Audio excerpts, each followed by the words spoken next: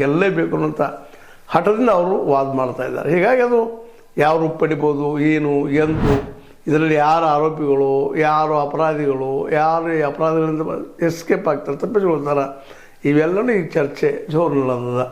ಆ ದಿಶೆಯಲ್ಲಿ ಈಗ ಸಿ ವಿ ನಾಗೇಶ್ ಎಂಟ್ರಿ ಹೊಡೆದ್ರಿಂದಾಗಿ ಮತ್ತಷ್ಟು ಈ ಸೌಜನ್ಯ ಪರ ಹೋರಾಟ ಮಾಡುವಂಥ ಜನ ಅಲರ್ಟ್ ಆಗಿ ಇದಕ್ಕೆ ತಮ್ಮ ಪ್ರತಿತಂತ್ರ ಹುಡುಕ ಪ್ರಯತ್ನ ಮಾಡ್ತಾ ಇದ್ದಾರೆ.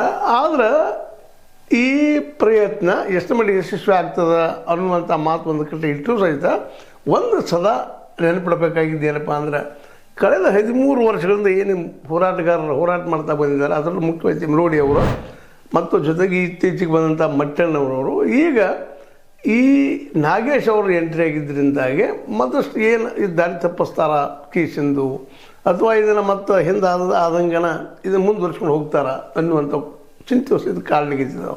ಅದೇನೋ ಆಗಲಿ, ಆದರೆ ಈ ದೇವಸ್ಥಾನ ಸಂತ್ರಸ್ತನೋ ಅಥವಾ ಹೆಗ್ಗಡೆ ಅವ್ರ ಸಂತ್ರಸ್ತನೋ ಅಥವಾ ಕಳೆದ 20-30 ವರ್ಷಗಳಿಂದ ತಮ್ಮ ಜೀವಗಳನ್ನು ಕಳೆದುಕೊಂಡಂಥವರು ಸಂತ್ರಸ್ತನ, ಕಳೆದುಕೊಂಡವ್ರ ಸಂಬಂಧಿಕರ ಸಂತ್ರಸ್ತನ, ಇದು ಇವತ್ತು ಒಂದು ದೊಡ್ಡ ವ್ಯಾಖ್ಯಾನ ಮಾಡುವಂಥ ಪ್ರಸಂಗ ಇವತ್ತು ನ್ಯಾಯಾಲಯದ ಮುಂದೆ ಬಂದಿಂಥದಂತ. ಇವತ್ತು ಎಲ್ಲರೂ ನಮಗೆ ಅನ್ಯಾಯ ಆಗಿದೆ ಅಂತ ಹೇಳ್ತಾ ಇದ್ದಾರೆ. ಇದರ ಸತ್ಯ ಯಾವುದು ಅನ್ನೋದನ್ನು ಹುಡುಕಿ ತೆಗೆಯುವಂಥ ಜವಾಬ್ದಾರಿ ಇವತ್ತು ನ್ಯಾಯಾಲಯದ ಮುಂದದ, ಜೊತೆಗೆ ಹೋರಾಟಗಾರರ ಮುಂದೂ ಅದು.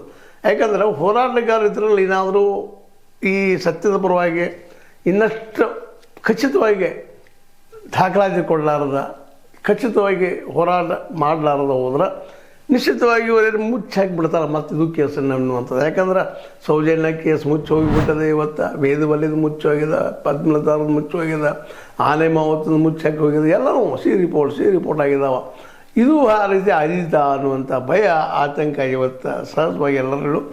ಆದರೆ ನಿಜವಾಗಿ ಒಂದು ಪ್ರಶ್ನೆ ಇವತ್ತು ಕಾಡುವಂಥದ್ದು ಏನಪ್ಪ ಅಂದ್ರೆ, ಸಂತ್ರಸ್ತರು ಯಾರು, ದೇವಸ್ಥಾನನ ಅಥವಾ ಅಲ್ಲೇ ಸಾವು ಮಾಡ್ಕೊಂಡಂಥವ್ರು, ಅದು ಅವ್ರ ಸಂಬಂಧಿಕರ, ಅಥವಾ ಇವತ್ತು ಹೋರಾಟ ಮಾಡುವಂಥ